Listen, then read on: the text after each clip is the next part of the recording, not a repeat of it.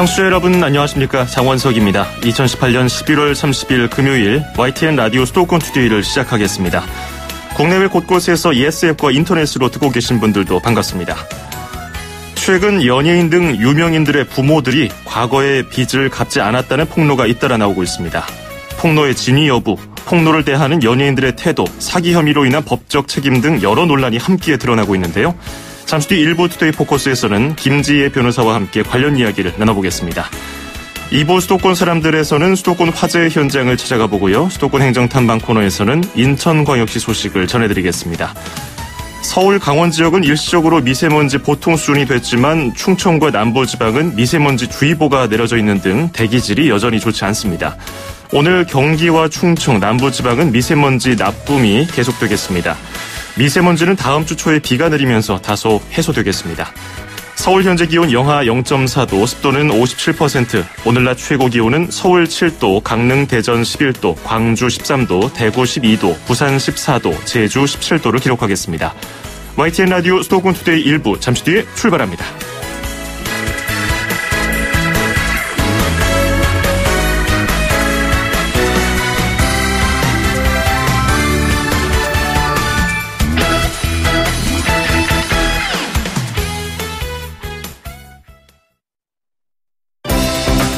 수도권과 관련된 소식은 모두 여기 YTN 라디오 수도권 투데이.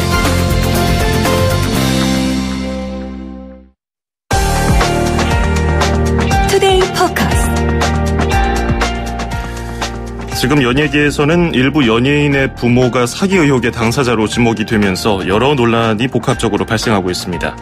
처음에는 실제로 해당 연예인의 부모가 다른 사람에게 돈을 빌려서 갚지 않은 것이 진실인가에 집중됐다가 그걸 받아들이고 표현하는 과정에서 연예인들의 태도가 논란이 되기도 하고 과연 부모가 지은 빚에 대해서 자식들이 비난을 받아 마땅한가, 법적 책임은 어디인가, 어디까지인가 이런 것들이 알려지면서 또 무분별하게 비판받는 여론재판은 정당한가 여러 가지 복잡한 이슈가 떠올랐습니다. 오늘 투데이 포커스에서는 법적인 부분에 집중해서 살펴보도록 하겠습니다. 여러분은 일련의 사태에 대해서 어떻게 생각하십니까? 의견 있으시면요. 짧은 문자 50원, 긴 건 100원이 드는 샵 0945, 우물정 0945 혹은 예스 애플리케이션으로 문자 보내주시기 바라겠습니다. 그리고 연예인 부모의 사기 의혹 그리고 연이은 폭로를 두고서 인터넷에서 신조어가 만들어졌습니다. 세모를 뜻하는 빚 그리고 미투 운동에서 본뜬 투를 합쳐서 이른바 비투 운동이라고 지칭을 하는 건데요. 이 용어는 아무래도 미투 운동을 희화화한다는 지적이 있고 또 논란이 있기 때문에 저희가 최대한 자제하도록 하겠습니다. 하지만 문맥상에 사용하게 된다면 감안해서 양해해 주시기 바라겠습니다. 자, 서두가 좀 길었는데요. 오늘 주제에 대해서 자세히 다뤄보려고 김지혜 변호사를 스튜디오에 직접 초대했습니다. 어서 오십시오. 네, 안녕하세요. 예, 예전에도 연예인 부모들이 사기 혐의를 받아서 자식들까지 곤혹스러운 상황에 처한 상황이 있긴 있었습니다만은 이번 논란에 불을 지핀 사건은 역시 래퍼 마이크로닷의 부모에 대한 사기 의혹이 제기되면서 시작이 됐습니다. 네. 예, 부모가 이런 상황에 처하니까 이제 아들인 마이크로닷은 현재 출연 중인 모든 방송에서 하차한 상태고요. 처음에는 마이크로닷 측에서 법적인 대응을 하겠다는 입장을 밝혔거든요. 실제로 법적인 대응을 한다면 어떤 혐의를 적용하게 될까요? 아마 분명 이건 이제 명예훼손 혐의였을 것으로 생각을 합니다. 예. 처음에 이제 마이크로닷 씨 같은 경우에는 전혀 사실 무근이라고 그렇게 대응을 했었어요. 그렇죠. 이제 그렇기 때문에 아무래도 이제 허위 사실 적시에 의한 명예훼손죄를 검토했었던 것이 아닌가 싶은데 사실은 우리나라 같은 경우에는 사실을 이야기해도, 그러니까 원래 있었던 팩트를 얘기를 해도 그것이 이제 명예를 훼손하기 위한 그런 발언이라고 하면은 사실 적시 명예훼손죄로 처벌을 받을 수는 있거든요. 예. 그래서 지금 여전히 이 사실적시 명예훼손에 대해서는 검토가 가능한 그런 상황이지만 그래도 마이크로닷 씨의 어떤 부모님과 관련된 그런 이야기들이 대부분 거의 지금 사실로 그렇게 확인되고 있는 상황이고요. 예. 또 워낙 피해의 그런 규모도 크고 피해자가 여럿이다 보니까 이제 이거를 사실적시 명예훼손죄를 조치를 취한다고 해가지고 이제 과연 실효성이 있을까 이런 생각은 듭니다. 예. 그러면 실제로 사기 혐의를 저지른 사람에게 당신이 사기를 저질렀으니까 나에게 그 금전적인 손해를 보상하라 이렇게 SNS에 공개적으로 올린다든지 언론에다가 이렇게 제보를 하면은 네. 그 사람이 역시 명예훼손죄로 그렇죠. 오히려 고발당할 수 있다. 이론상으로는 성립이 됩니다. 아, 그렇군요. 네. 그런데 이 사실적시 명예훼손이라는 것이 미투 운동 때도 논란이 됐잖아요. 네. 그러니까 피해자들이 입을 2차 피해를 막기 위해서 이 부분을 손봐야 한다는 목소리가 그래서 나왔는데, 그러니까 다시 얘기하자면은 성폭행 가해자가 오히려 피해자에게 이렇게 공개적으로 나의 범행을 떠버렸으니까 당신은 나의 명예를 훼손한 것이다. 이런 시간이겠습니까? 네, 그렇죠. 예, 그러면 이 점에 대해서는 어떻게 보세요? 그래서 이 사실적시 명예훼손죄 같은 경우에는 미국이나 영미법 등에서는 이미 좀 오래전에 폐지가 된 그런 죄입니다. 그래서 예. 우리나라에서도 이거 폐지에 대한 논의를 해야 된다. 뭐 이렇고 그다음에 실제로 이제 민주당 의원들이 이 사실적시 명예훼손죄 폐지 법안을 내기도 했습니다. 예. 그런데 이제 우리나라 같은 경우에는 그래도 이제 그 명예 감정에 대한 어떤 보호가 필요하지 않겠냐라는 그런 점에서 명예훼손죄를 아직 폐지는 하지는 않고 있고요. 대신에 어떤 공공의 이익을 위한 그런 경우에는 예. 아예 그냥 위법성이 조각돼서 범죄가 성립되지 않는 것으로 그렇게 규정을 하고 있습니다. 그래서 예. 아무래도 이런 공공의 이익이라는 이 법 개념을 굉장히 확대 해석해서 이제 웬만한 경우에는 명예훼손죄가 성립되지 않는 것으로 이제 그렇게 법 적용을 하는 방식으로 좀 교정을 해야 되지 않을까 싶습니다. 그렇군요. 이 사실적시 명예훼손은 앞으로도 계속해서 논란이 될 것 같습니다. 자, 그리고 최근에 돈을 빌려주고 갚지 않았다는 사례를 자세히 들여다보면은 여러 건에서 사기죄가 언급되고 있거든요. 네. 개인 간에 돈을 빌려주지 않고 빌려주고 갚지 않은 것도 사기 혐의에 해당합니까? 아, 근데 이제 여기에는 사기 혐의가 되기에 좀 굉장히 어려운 조건들이 있습니다. 예. 처음에 빌릴 때 이걸 갚으려고 하는 의사도 없었고 갚을 능력도 없었는데 예. 사람을 기망해서 그러니까 거짓말을 해서 돈을 빌려야만 합니다.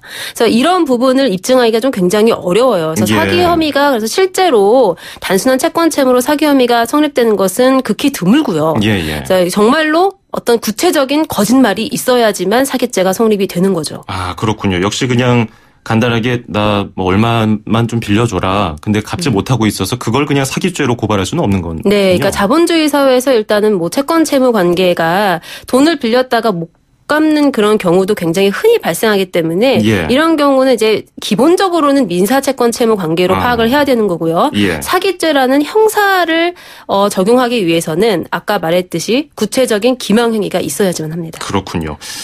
근데 이와 관련해서 몇 가지만 짧게 여쭤보면요. 서면으로 차용증을 쓰는 경우도 있고요. 네. 구두로 합의하는 경우가 있어요. 네. 그러니까 법적인 효력 면에서는 돈을 빌려준 사람이 돈을 받기 위해서는 무조건 뭐 문서나 음성 등을 남겨야 합니까?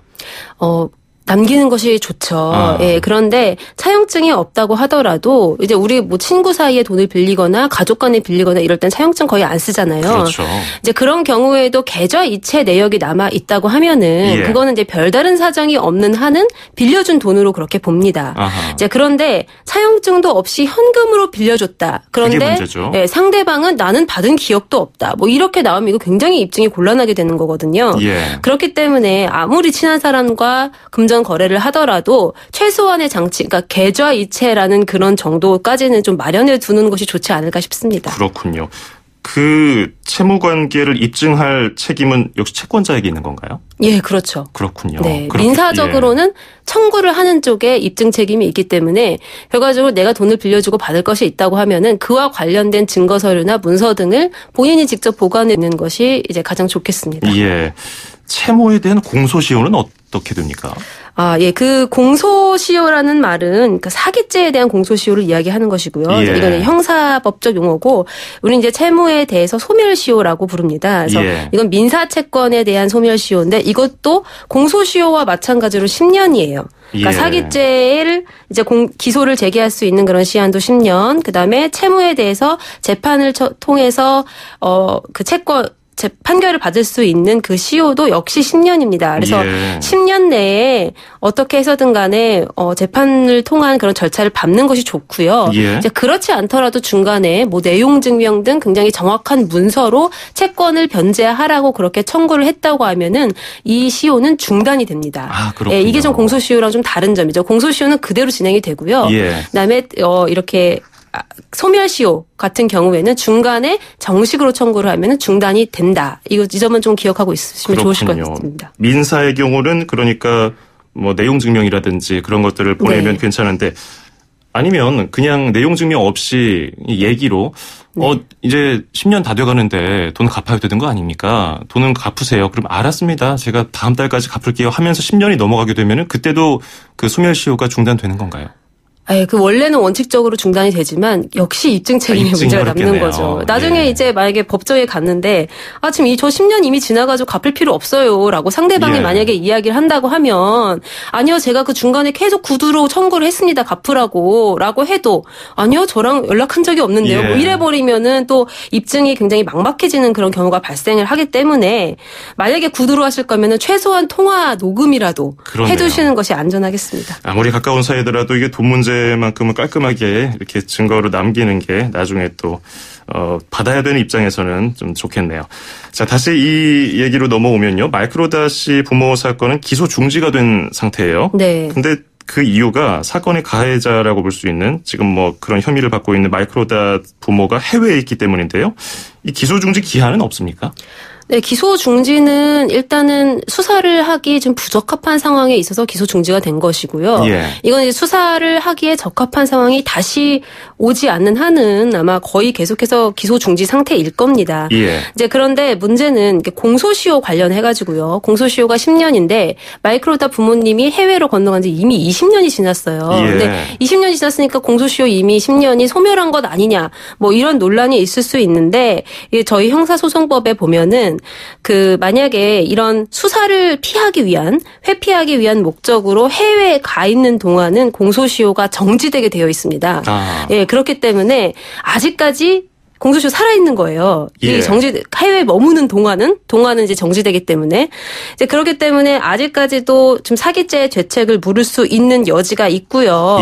이제 그렇기 때문에 지금 마이크로닷 부모의 지금 행방이 묘연하다, 뭐 이런 것이 그렇게 크게 회자되고 있는 그런 상황입니다.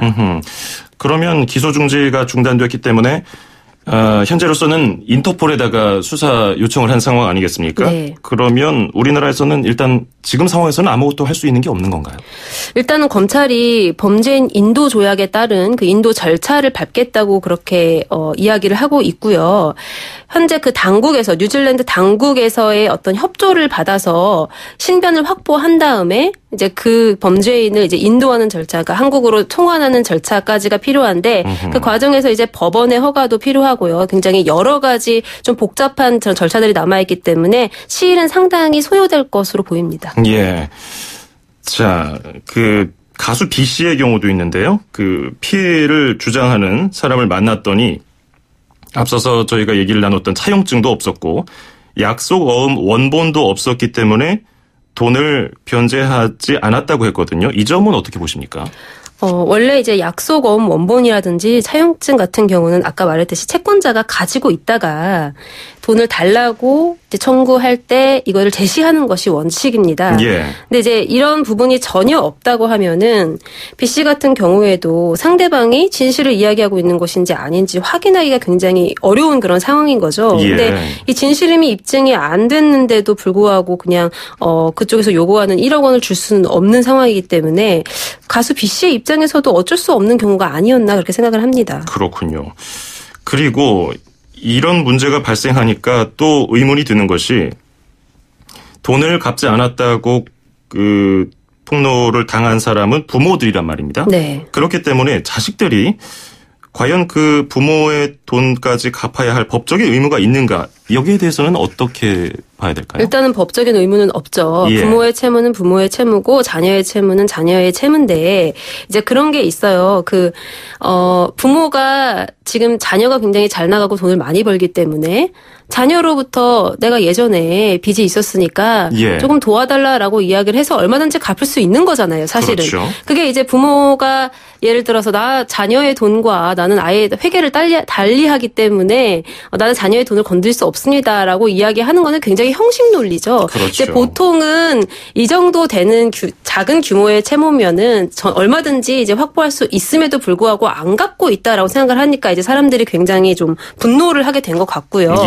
이제 그럼에도 불구하고 지금 이런 현상이 굉장히 좀 일반적이지는 않다고 생각을 해요. 바람직한 것도 아닙니다, 사실은. 그러니까 정식적인 법적인 절차를 거쳐서 그렇게 해결을 하는 것이 사실은 가장 바람직한데 그렇지만 그럼에도 불구하고 이렇게밖에 할 수 없는 그런 채무자들의 심정도 어느 정도는 이해는 갑니다. 그렇죠. 그래서 도의적으로 갚아야 하는 것이 옳다는 게 여론 분위기고 실제로 B 씨도 뭐 그렇게 얘기를 했어요. 네. 그런데 그 회계상으로는 부채도 자산의 일부이기 때문에 상속이 자식에게 되는 거 아닌가? 이런 의문도 있는데 여기는 어떤가요? 네, 만약에 부모님이 돌아가셨다고 하면은 그 자녀가 부모의 채무까지 일괄적으로 상속을 받게 됩니다. 예. 이제 물론 뭐 그 중에서 한정 승인 절차라든지 상속 포기 절차 등등의 상속을 아예 안 받겠다라고 하면 모르되 그냥 그대로 부모님이 사망하고 가만히 있으면 채무도 당연히 자녀의 것이 되는 거예요. 예. 자, 그러면은 당연히 자녀에게 청구가 가능하겠지만 그 전에 부모님이 지금 살아계신 상황에서는 일단 부모님의 채무는 부모님의 채무인 거죠. 예, 네. 그렇군요. 근데 가수 B 씨의 경우는 어머니가 이미 작고하셨기 때문에 이런 상속 부분까지 좀 짚어봤고요. 네. 그리고 또 차일현 씨의 경우는 이제 형사처벌을 아버지가 받아서 복역 중이에요. 그렇기 때문에 형사처벌을 받았으면 끝난 거 아니냐, 책임을 진 거 아니냐 이렇게 얘기하는 분들도 있던데 여기는 어떻습니까? 형사처벌과 돈을 갚는 문제는 별개입니다. 예. 네, 그래서 형사와 민사가 좀 명확히 구분이 되고요. 예. 형사처벌을 받았다 하더라도 민사채무는 그대로 남습니다. 그래서 민사채무는 이제 갚아야 되는 의무가 존재를 하는 거고요. 예. 근데 물론 이제 차일현 씨가 직접 아버지의 채무를 갚을 그런 의무는 없지만 굉장히 상당 기간, 오랜 기간 아버지의 채무를 갚았고 그 금액이 한 10억 정도 된다고 해요. 예. 이제 그렇기 때문에 이제 차일현 씨의 그런 사정을 알고 나서는 여론의 방향도 이제 조금 바뀌어진 거 아닌가 이렇게 생각합니다. 그렇군요. 자, 오늘 뭐 연예인들로부터 시작한 이런 사기, 폭로과 관련해서 법적인 문제, 궁금한 점들 잘 살펴봤습니다. 오늘 도움 말씀 잘 들었습니다. 고맙습니다. 네, 감사합니다. 네, 지금까지 김지혜 변호사였습니다.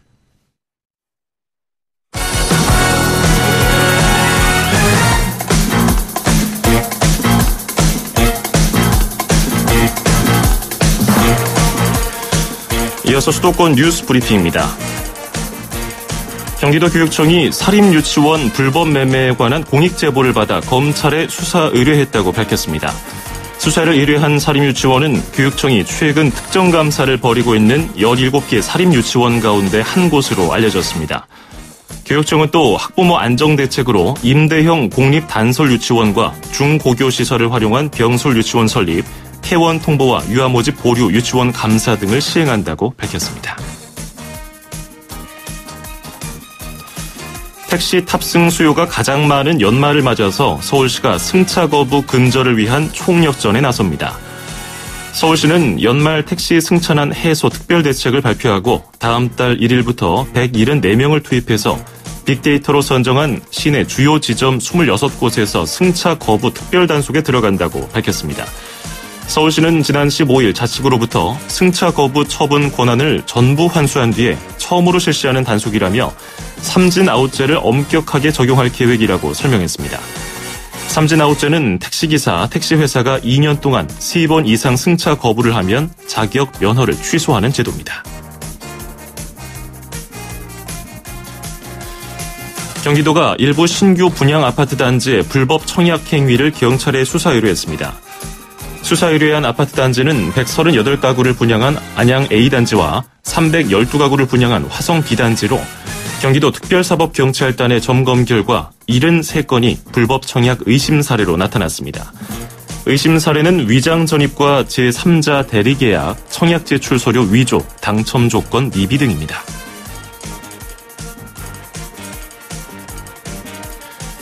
서울 천호동과 노량진동 역세권에 학생, 신혼부부 등을 위한 청년주택이 들어섭니다.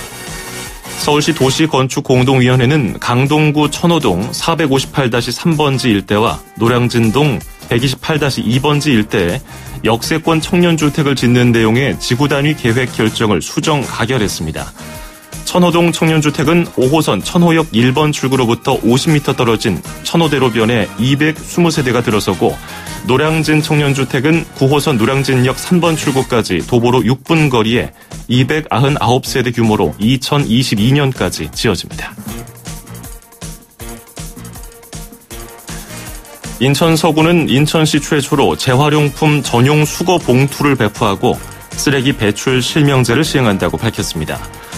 서구 관계자는 전용 봉투에 1년 번호를 부여해서 배출자를 식별하는 실명제를 통해 쓰레기 무단 투기를 개선해 나갈 예정이라고 밝혔습니다. 또 다세대와 상가, 주택 등에서 배출하는 재활용품의 방치와 먼지 발생 등의 문제점을 해소하기 위해서 재활용 전용 수거 봉투 8만 매를 배포하기로 했습니다. 경기도 보건환경연구원은 온라인 쇼핑몰에서 판매하는 분말차 17건에 대해서 이물질 검사를 한 결과 6건에서 기준치를 초과하는 쇳가루가 검출됐다고 밝혔습니다. 이 업체가 제조한 논이 분말에서는 쇳가루가 기준치보다 18배 이상 많은 킬로그램당 186mg이 검출됐고 B업체의 마테가루에서는 기준치의 2배가 넘는 쇳가루가 나왔습니다. 보건환경연구원은 분말 제조 과정에서 쇳가루 등 이물질이 들어간 것으로 보고 해당 제품을 관할 지자체에 통보해서 잔량을 회수하고 행정 조치하도록 했습니다. 서울시는 내년부터 남성과 마찬가지로 여성 공무원도 숙직하기로 했습니다. 서울시 본청은 다음 달부터 시범 운영에 들어가서 내년부터 본격 시행하기로 했습니다. 이를 위해서 당직실 휴식 공간을 남성과 여성용으로 나누기로 했습니다. 서울시는 여성 공무원 비율이 40%까지 늘었고 당직 업무에서 남녀 구분이 필요하지 않다는 인식이 늘어난 데 따른 것이라고 설명했습니다. 지금까지 수도권 뉴스 브리핑이었습니다.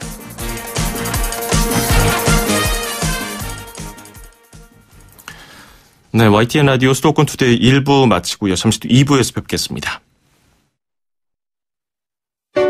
2,500만 수도권 청취자를 위한 모든 소식이 한자리에 YTN 뉴스 FM 수도권 투데이. FM 94.5MHz YTN 라디오 수도권 투데이 듣고 계시고요. 저는 아나운서 장원석입니다. 앞서서 일부 연예인 부모들이 사기 혐의를 받고 폭로를 당하고 있는 그런 것에 대해서 인터뷰를 해봤었는데요. 각자 상반되는 의견 하나씩 소개해드리겠습니다. 끝자리 1513번님. 피해자 자녀들은 상당히 괴롭고 힘들게 살고 있는데 사기꾼들의 자녀는 호의호식하고 있다는 것을 너무 적나라하게 보여주는 사례가 아닌지 생각이 들고 이러려고 정직하게 살았나 하는 회의감이 생기는 대한민국 구조라는 것이 안타깝습니다. 이런 의견 보내주셨고요. 반면에 3148번님은 본질을 정확하게 보고 판단을 해야지 아직 확정되지도 않았는데 마녀 사냥식 여론몰이는 옳지 않다고 봅니다. 이런 의견도 주셨습니다. 자, 이어지는 2부에서는요. 수도권 사람들 코너에서 수도권 화재 현장을 찾아가 보고요. 이어서 수도권 행정탐방 코너에서는 인천광역시 소식까지 전해드리겠습니다. 3분 40초 뒤에 뵙겠습니다. 음악과 수도권 뉴스가 한방에 수도권 전문 방송 수도권 투데이.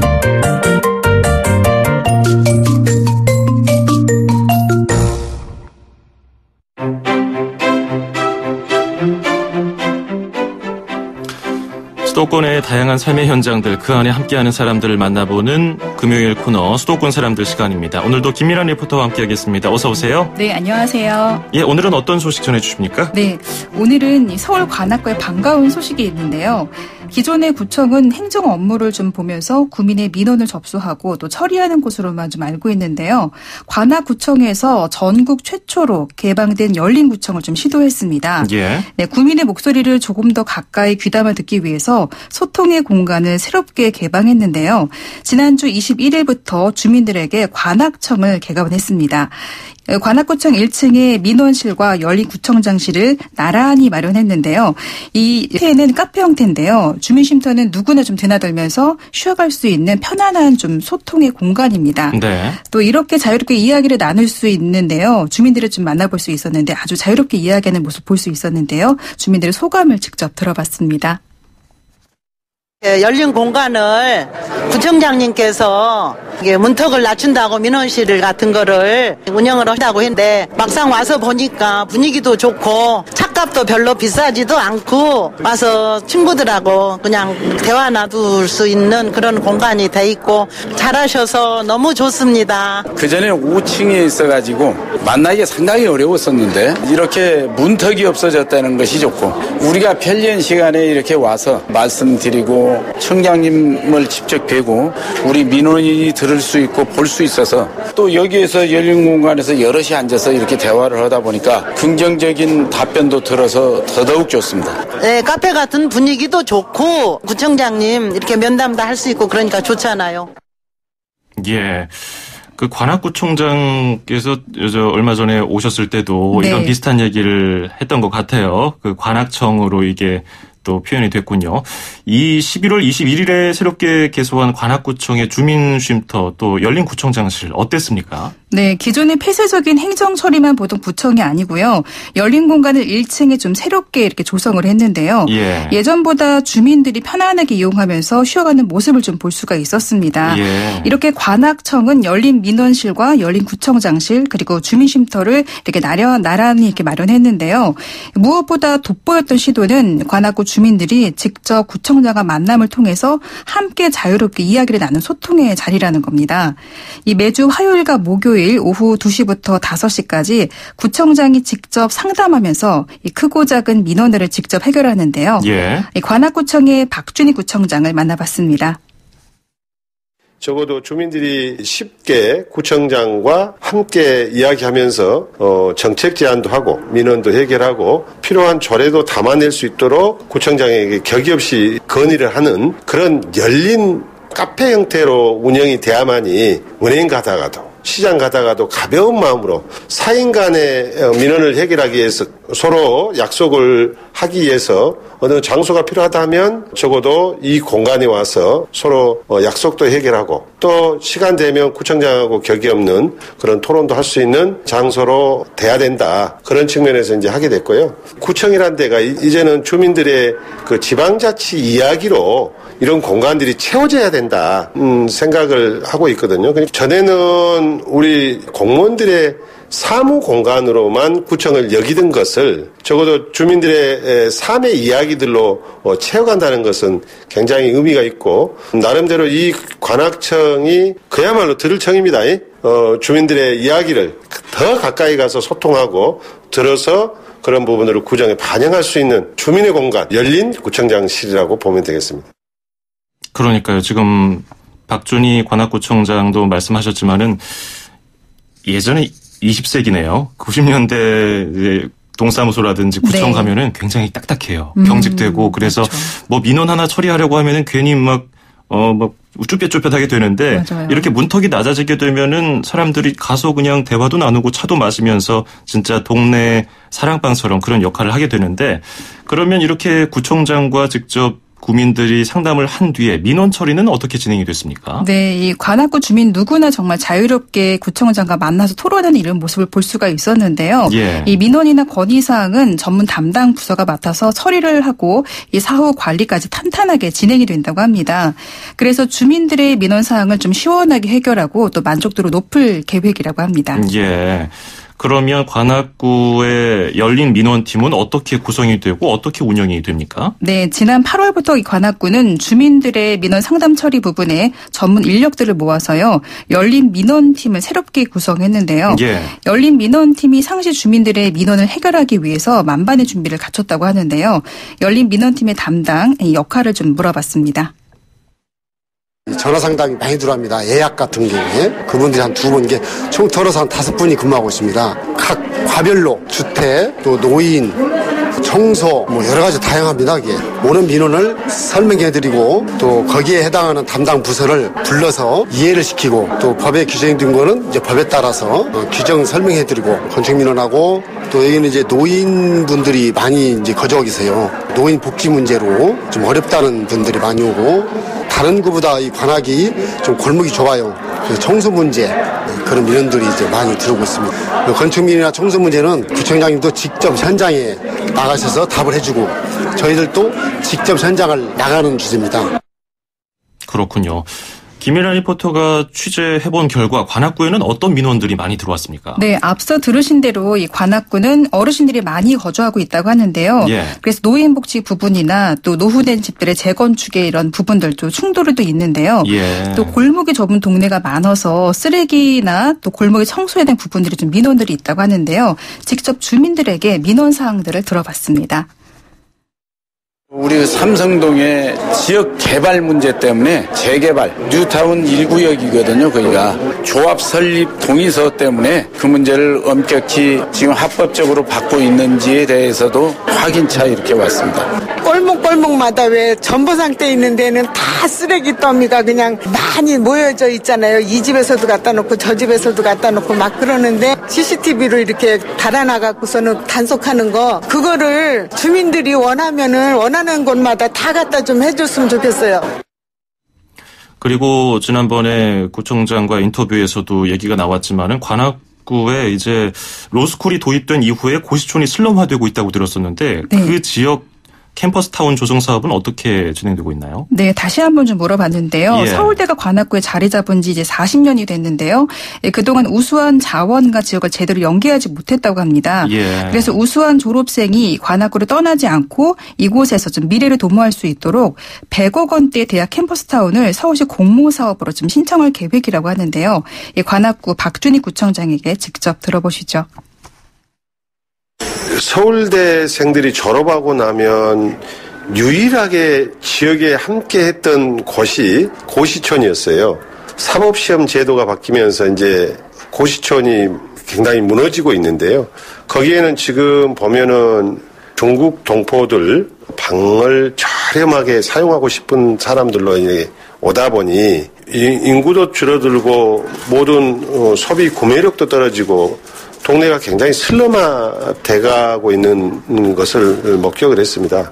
우리가 지금 혁신경제를 이야기하고 있는 서울대를 주변으로 해서 대학 벤처밸리 창업밸리와 그쪽에는 지금 대학 캠퍼스타운이라고 해서 서울시가 추진하는 정책 중에 30개 이상 대학 중에 서울대 같은 데는 창업과 벤처밸리를 할 수 있는 곳으로 앵커 시설을 해주겠다고 하고 있거든요. 캠퍼스타운 조성 사업을 그쪽에다 하고 지금 중기청에서 스타트업을 할 곳을 찾고 있습니다. 그래서 저희들도 지금 현재 찾고 있기 때문에 양쪽에서 시너지 효과를 내면서 거기가 앞으로는 낙성 벤처밸리하고 서울대가 클러스터를 이루면서 나중에는 완전히 다른 모습으로 창업밸리로 벤처밸리로 거듭나게 될 것입니다. 네, 그리고 앞으로 관악구청은 이제 미래 계획을 어떻게 세우고 있습니까? 네, 관악구청은 이 오프라인의 소통의 공간일 뿐이 아니라 주민들이 구정에 참여해서 활발하게 활동할 수 있도록 365 직접 민주주의 온라인 플랫폼을 좀 마련할 계획이라고 합니다. 예. 그리고 1층에 마련된 카페 형태의 주민쉼터는 책이나 다양한 여가 문화 활동을 생활할 수 있도록 복합 문화 공간으로도 좀 이용될 계획이라고 하는데요. 새롭게 열린 관악청의 앞으로의 좀 활동을 기대해 봅니다. 예, 저도 커피 마시러 한번 관악구청 가봐야겠네요. 지난 11월 21일에 새롭게 개소한 관악구청 열린민원실, 열린구청장실 주민쉼터 얘기 들어봤습니다. 고맙습니다. 네, 감사합니다. 네, 지금까지 김미란 리포터였습니다. 서울, 경기, 인천 찍고 수도권 정부의 핵심이 바로 여기에 수도권 행정탐방. 네, 계속해서 인천시 소식 들어보겠습니다. 정윤희 인천광역시 방송보도팀장 연결하겠습니다. 정 팀장님 안녕하세요. 네, 안녕하세요. 예, 오늘 첫 소식은 인천시가 이제 다가오는 월요일 12월 3일부터 온라인 시민 청원 제도를 본격적으로 운영한다는 얘기인데요. 일단 이 운영 취지부터 들어볼까요?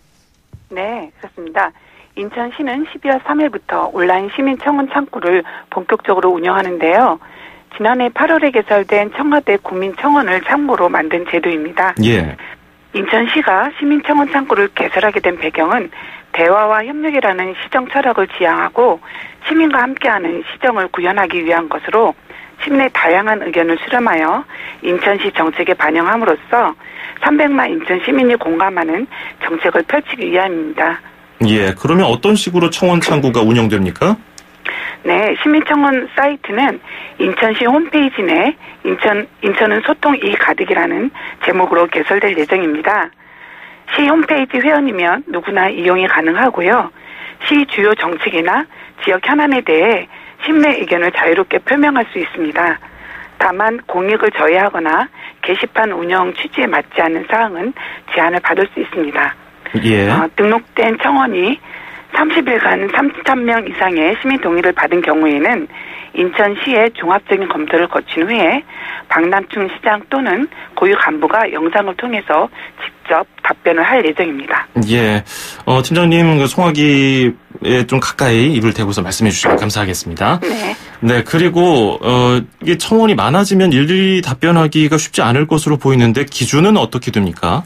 네, 답변 기준은 3,000명인데요. 인천시 인구의 0.1%로 온라인 청원을 시행 중인 다른 지방자치단체의 평균 수치이고요. 시 소관 외에 청원사항은 답변이 거부될 수도 있습니다. 예. 또한 1만 명 이상의 시민 지지를 받은 청원에 대해서는 공론화 위원회 안건으로 상정 가능토록 할 예정입니다. 이처럼 인천시는 온라인 시민청원 외에도 시민의 시정 참여가 가능한 공론화 및 시민 제안 창구를 개설해서 모든 진행 과정에 대해 공개를 원칙으로 운영할 계획인데요. 다양한 시민 참여 이벤트도 준비 중에 있으니 시민 여러분의 많은 관심과 참여를 부탁드립니다. 예, 인천시 온라인 시민청원 얘기 들어봤고요. 이번에는 공정한 시장 경제 질서 확립을 목적으로 한 분쟁조정협의회를 인천시가 운영한다는 소식인데요. 이에 따라서 분쟁조정협의회 구성을 위한 추천 기관을 공모하는데 자세한 설명해 주실까요? 네, 인천시는 내년 1월부터 프랜차이즈라 불리는 가맹사업 거래와 대리점 거래 등 가맹본부와 가맹사업자 사이에 발생하는 불공정 거래 문제를 조정으로 해결하는 분쟁조정협의회를 운영합니다. 예. 이는 중앙과 광역지자체 간 협업을 통한 지방 분권형 공정거래를 지원하기 위한 2019년도 신규 사업인데요. 이번 공모 대상인 분쟁조정협의회 위원 추천기간은 가맹사업 거래와 대리점 거래 등 4개 분야로 각 분야별 5개 기간 이내로 선정할 계획입니다. 참고로 각 분야별 위원회 위원은 공익을 대표하는 위원 3명과 가맹본부와 공급업자의 이익을 대표하는 위원 3명, 가맹사업주 및 대리점의 이익을 대표하는 위원 3명으로 각 이익 대표별 위원을 같은 수로 구성을 하게 됩니다. 예. 그러면 가맹본부와 가맹사업자 등 각 분야 위원을 같은 수로 구성을 하니까 아무래도 좀 공정하고 균형감 있게 운영을 할 목적이 있는 것 같은데요. 분쟁조정협의회 역할은 어떻게 됩니까? 우선 분쟁조정협의회는 관련 법률에 의거해서 거래상 발생하는 분쟁을 실효적으로 조정하기 위한 심의를 담당을 하게 됩니다. 예. 또한 공모를 통해 선정되는 기관은 협의회 위원 추천권과 향후 불공정 거래 근절을 위한 인력풀 운영, 공정거래 도시 인천을 조성하기 위한 캠페인 등 각종 협업 파트너로서 역할을 하게 됩니다. 예. 따라서 이번 공모는 협의회에 참여할 각 위원들을 공개 모집하는 것이 아니라 협의회 분야별 위원 추천 기간을 공모하는데 그 의의가 있는데요. 가맹본부와 공급업자, 가맹점 사업주와 대리점의 이익대표위원을 추천할 수 있는 기관을 공개 모집함으로써 위원회 구성의 대표성과 전문성을 높이고 향후 인천시 공정거래 문화 정책의 지속성을 확보한다는데 그 의미가 크다고 하겠습니다. 모집은 지난 26일부터 오는 12월 3일까지 진행되고 있습니다. 예. 인천시 홈페이지 고시 공고란을 통해 자세한 내용을 확인하시기 바랍니다. 네. 그리고 이제 아이들을 돌보는 데 있어서 인천시도 한 몫을 하겠다는 그런 취지의 그런 소식인데요. 보육특별시 인천 조성을 위한 공공돌봄 서비스 강화 얘기입니다. 공동돌봄 나눔터 소개해 주실까요? 네. 인천시는 지난 10월 15일에 5대 시정 목표와 138개의 시정 과제가 담긴 민선 7기 인천시 시정 운영계획을 발표했습니다. 5대 시정 목표 중 하나인 내 삶이 행복한 도시를 만들기 위해서 공동돌봄 나눔터 확대를 과제로 담았는데요. 공동돌봄 나눔터는 이웃 간의 육아 정보를 공유하고 자녀 돌봄을 품앗이하는 것으로 현재 18곳인 공동돌봄 나눔터를 2022년까지 28곳으로 10곳을 더 늘릴 계획에 있습니다. 공동돌봄 나눔터 공간은 아파트, 커뮤니티 센터, 마을 도서관, 주민센터 등 유휴 공간을 활용할 예정인데요. 우선 올해 안에 미추홀구의 경로당 건물 1곳과 중구의 임대주택 1곳, 부평구의 1곳을 새롭게 개소하게 됩니다. 예, 신청 방법 알려주실까요? 끝으로 짧게 들어보겠습니다. 네, 18세 미만 자녀가 있는 가정은 누구나 모여 돌봄과 재능을 재능을 이웃과 나눌 수 있습니다. 예. 가입 방법은 인근의 건강가정지원센터 또는 각 나눔터를 방문해 신청하시면 되는데요. 국번 없이 1577-9337로 전화하시면 가장 가까운 건강가정지원센터로 연결이 가능합니다. 예, 알겠습니다. 공동 돌봄 나눔터 1577-9337, 1577-9337로 연결하시면 정보를 얻을 수 있습니다. 오늘 말씀 잘 들었습니다. 고맙습니다. 네, 감사합니다. 네, 지금까지 정윤희 인천시 방송보도팀장이었습니다.